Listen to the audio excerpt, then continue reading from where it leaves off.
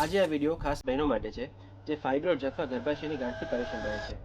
નમસ્કાર, હું doctor Tejendra રામાની ઇન્ટરવેન્શનલ radiologist અને એન્ડોવાસ્ક્યુલર સ્પેશિયાલિસ્ટ તરીકે પ્રેક્ટિસ કરું છું. ઘણી બધી બહેનો ગર્ભાશયમાં થતી ગાંઠથી પસાર થતી હોય છે, જેમાં ગર્ભાશયમાં ગાંઠને લીધે માસિકમાં વધુ ભારે આવવું અથવા અતિ અનિયમિત બ્લીડિંગ થતું હોય, અથવા ભારે પેઇન અથવા હેવીનેસ લાગતું હોય, અથવા વારે વારે બાથરૂમ જવું અથવા ગર્ભ રાખવામાં મુશ્કેલી થતી હોય છે.